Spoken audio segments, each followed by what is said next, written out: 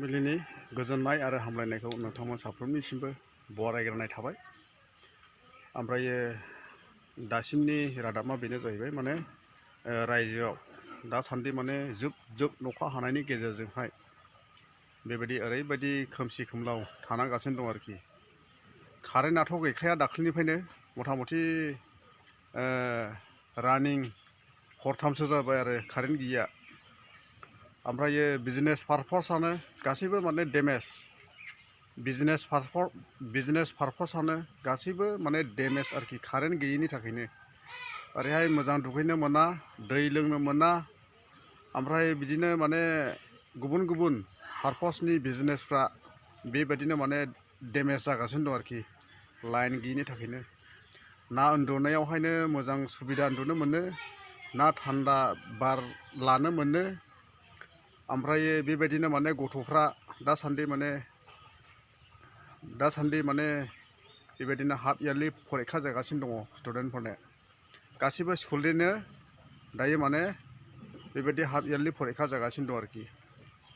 ओमफ्राय माने ना स्टुडेन्टफ्रा ना मोजां सुबिदा लेखा फरायनो मोनो, ना सोरां मोनो, बेबायदि आरोखि खोमसि खोमलाव दरसि दरला बेफोरबायदि आरोखि। ओमफ्राय हाइ रेंकिं माहाजोन थाखोफोरनियासो बेबायदिनो सलारै मायै इनभार्टारै थायो, खिन्थु गैयि थाखोफोरने बेबायदि माने सलारबो गैया माबो गैया, बेफोरबायदियावहाय थानांगौ जायो आरोखि जाहैबाय।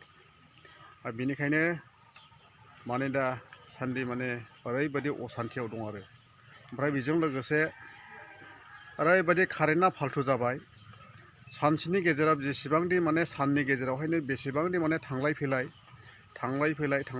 ओमफ्राय मोनायावबोथ' दाबुंखासै माने सोरांखौनो जों मोनखाया आरोखि, मोब्लिबखौनो। ओरैबायदि थांलाय फैलाय फाल्थुनो।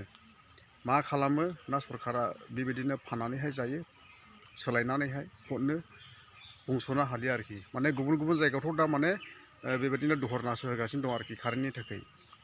दिनैहाय माने पाब्लिकफ्रा बेबायदिनो मा होनो बिल हरनो साफ्रोमबो हरनि नङा, 100 जनावहाय माने 10 जनसोल' जानो हागौ आरोखि बिल हरनिया बेफोरबायदि। खिन्थु बांसिनानो 90%, 95%आनो हरनाय जायो। अब्लाबो जों माने मोब्लिबखौनो जों दासान्दि मोननाय जाया आरो। नायदो नै न' साखाथिनि आंनिनो बे जाहैबाय फुख्रि। ओरैबायदि दै लोमनायजोंहाय माने बुंजोब्बाय नै दैयानो दा बुंसै। नैबेलाय ना थाफैलायखायो आरोखि, नाबो दोननाय जायाखै, ना थाफैयो आरोखि, नास्रायफोर बेफोरबायदि फिथिख्रि थाफैयो बेफोरबायदि आरो। ओमफ्राय दायो माने रायजोआव दासान्दि माने मोनथाम पार्टिफोरजों जेरै कंग्रेस, ओमफ्राय माने UPPL पार्टि, ओमफ्राय BPF पार्टिनि गेजेराव दायो माने राजनितिकनि बेलायावहाय बेबायदिनो दावराव दावसि, दान्थे बिदान्थे जालायगासिनो दं आरोखि। बाथ्राया जाहैबाय माने देरहानो थाखाय बयबो माने राजनितिक गेलेयो। देरहानो थाखाय गावखौ माने गोजौ थाखोआवहाय दोननो थाखायहाय बेबायदि पार्टिया राजनितिक गेलेयो आरोखि। बेबायदि दान्थे बिदान्थे दासिम माने जागासिनो दं आरोखि। BPFआबो बेबायदि दान्थे बिदान्थे खालामगासिनो दङ। UPPLनि लिडारफ्रा मा बुङो, ओमफ्राय ओरैहाय माने गर्जन साब बिथाङाबोथ' माने कंग्रेसनि ओरैबायदि माने दान्थे बिदान्थे खालामगासिनो दं आरोखि। ओमफ्राय BPFनि जि मुरब्बी हाग्रामा महिलारि सार, बिथाङाबोथ' माने ओरैबायदि दान्थे बिदान्थे। ओमफ्राय बिआर फेरेंगा सार बिथांमोनाबो, प्रमद सारमोनाबो बेबायदि माने पार्टि मोनथाम गासिबो माने बर'नि गेजेराव दायो माने ओरैबायदि दान्थे बिदान्थे आरोखि। गावखौ माने गुबुनखौ माबोरै माने गाहायाव दोननानै गोजौआव थांनो, बेफोरबायदि आरोखि दान्थे बिदान्थे जागासिनो माने जोंगासिनो दं आरोखि। सार अन्थाइ गावनाय बायदि ओरैबायदि जागासिनो दं आरोखि। राजनितिकनि बारहुंखाया सोमजिगासिनो दं आरोखि रायजोआव।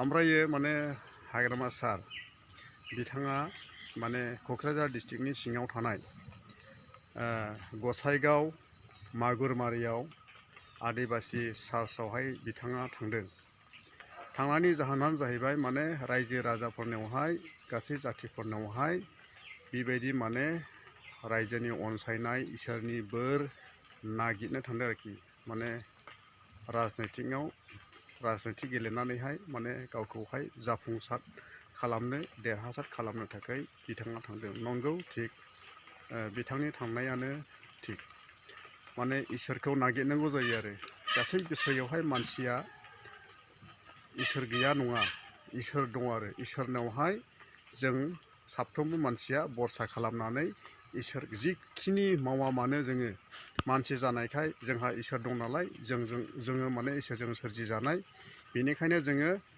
जिखि मावा मानो जोङो इसोरखौ सिगां खालामनानै जोङो इसोरखौ नागिरनांगौ आरो बेनो आरो इसोर नङाब्ला जों मुंबो खालामनो हाया बेनिखायनो जोङो जिखिनि मावा मानो जोङो इसोरनावहाय जों गावखौ गथायनांगौ ओमफ्राय इसोरखौ नागिरनांगौ आरोखि जाहाथे जोङो माने साक्सेसफुल खालामनो हायो। दिनै माने सार हाग्रामा बिथाङा बेबायदि माने देरहासारनायनि बोरखौ दिनै इसोरनावहाय नागिरदों आरो इसोरनावहाय बेबायदि देरहासारनो थाखाय बोरखौ नागिरदों। नंगौ इसोरा नागिरोब्ला बियो होयो ओमफ्राय आरो मोनोबो आरो बेनिखायनो जोङो नागिरनांगौ आरो बहाय दङ देरहासारनाया बबेयाव थायो सोरनावहाय बिब्ला मोनो रायजोफोरनावहाय थायो इसोरा माने रायजो राजाजोंहाय इसोरा लोगोसे थायो ओमफ्राय रायजो राजाफ्रा माने बोर होयो आरो बेनिखायनो फैबाय थानाय समफ्राव माने